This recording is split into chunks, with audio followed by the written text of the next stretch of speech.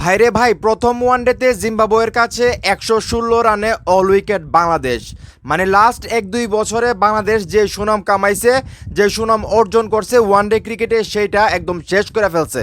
মানে মানিজত যা ছিল ওয়ানডে ক্রিকেটে, সেটা বাংলাদেশ একদম শেষ করে ফেলছে, ধ্বংস করে ফেলছে। মানে চিন্তা করে দেখেন, জিম্বাবুয়ের মধ্যে একটা দল, সেই দলের বিপক্ষে বাংলাদেশ ১৪১ রান করতে পারে না।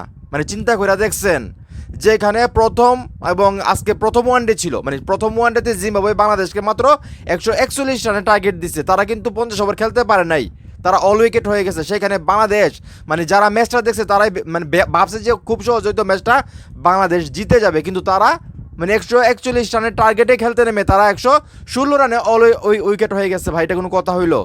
মানে আপনারা যদি লাস্ট সিরিজগুলো দেখেন, অস্ট্রেলিয়ার বিপক্ষে বাংলাদেশ ওয়ানডে সিরিজ জিতে জিম্বাবুয়ে গেছে ভাই। সেখানে গিয়া মানে এইভাবে বাংলাদেশের মানুষজন নষ্ট করবো? ওয়ান ডে ক্রিকেটে বাংলাদেশ কতটা শক্তিশালী, এটা নিয়ে আমরা মানে গর্ব করি বর্তমানে। সেইখানে বাংলাদেশ এটা কী করলো ভাই? এবং শুধু ওয়ান ডে না, টেস্ট যে ম্যাচটা খেললো, সেখানে বাংলাদেশ একদম মানুষজন ডুবাই ফেলছে। মানে টেস্ট ক্রিকেটে এত বাজে পারফরমেন্স ছিল বাংলাদেশের, যেটা নিয়ে আমি কথাই বলি নাই, লজ্জায় সত্যি কথা বলতে। এটা নিয়ে আমি ভিডিওই বানাই নাই, তো আজকেও ভিডিও বানাইতাম না। মানে বানাইতে হয়েছে কারণ হলো বাংলাদেশ যে লজ্জার রেকর্ডটা করছে আজকে, সেটা আপনাদের জানা উচিত। এবং অনেকেই হয়তো আজকে জানেন না যে বাংলাদেশের আজকে ম্যাচ ছিল জিম্বাবুয়ের বিপক্ষে প্রথম ওয়ানডে, কারণ আমরা সবাই তো বিশ্বকাপ নিয়ে মাতামাতি করতেছি, ঠিক না? আজকে যে বাংলাদেশের খেলা জিম্বাবুয়ের বিপক্ষে প্রথম ওয়ানডে, সেটা তো আমরা অনেকেই জানিই না। মানে কী বলবো, অনেকেই হয়তো জানেন না। সেইখানে যদি আজকে বাংলাদেশ মানে বিশ্বকাপ নিয়ে পড়ে না থাকতো, তাহলে আজকে কী অবস্থা হতো ফেসবুকে একটাবার চিন্তা করে দেখেন। বাংলাদেশ যেই লজ্জার রেকর্ড করছে আজকে, সেটা দেখার পর ফেসবুকে এতক্ষণে কত সমালোচনা হতো একবার চিন্তা করে দেখেন। মানে ক্যাপ্টেন, ওয়ানডে দলের ক্যাপ্টেন মেহেদী হাসান মিরাজ, উনি কী করে ভাই আমি জানি না। ওনাকে কিসের কৌটায় কিসের কারণে আসলে মানে দলে রাখছে, সেটাও আমি আসলে বুঝি না। মানে জিম্বাবুয়ের মতো একটা দল, যারা বাংলাদেশকে ১৪১ রানের টার্গেট দিছে, সেই ১৪১ রান জিম্বাবুয়ের বিপক্ষে বাংলাদেশ করতে পারে নাই। বাংলাদেশের পক্ষে সর্বোচ্চ হাইয়েস্ট রান করছে উইকেট কিপার নুরুল হোসেন সুহান ভাই, মানে ৩১ রান করছে। চিন্তা করে দেখেন, মানে হাইয়েস্ট রান করছে আজকে উনি।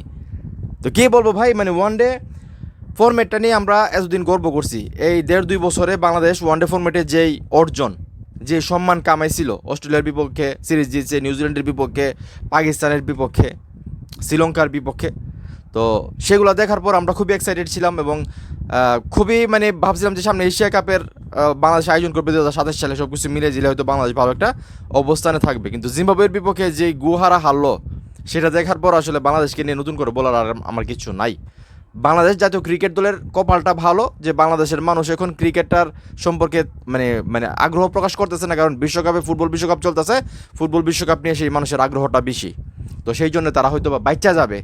আর তা না হলে আমি যেটা মনে করি, বাংলাদেশের এয়ারপোর্টে হয়তো বা মনে করেন যে ফুলের তোড়ানা, মানে ওই যে শু নিয়ে দাঁড়ায় থাকলো হইলে, মানে ডিল মারার জন্য তাদেরকে পচা ডিম নিয়ে দাঁড়িয়ে থাকলো হইলে। তো যাই হোক, আজকের ম্যাচকে কে দেখছেন এবং বাংলাদেশ এত বাজে খেলবে সেটা কি আপনারা কল্পনা করছেন কিনা? যেখানে জিম্বাবুয়ে ১৪১ রানে টার্গেট দিচ্ছে বাংলাদেশকে, সেখানে বাংলাদেশ এত বাজে পারফরমেন্স করবে, ম্যাচটা হারবে, আপনারা কখনো কল্পনায় ভাবছেন কিনা?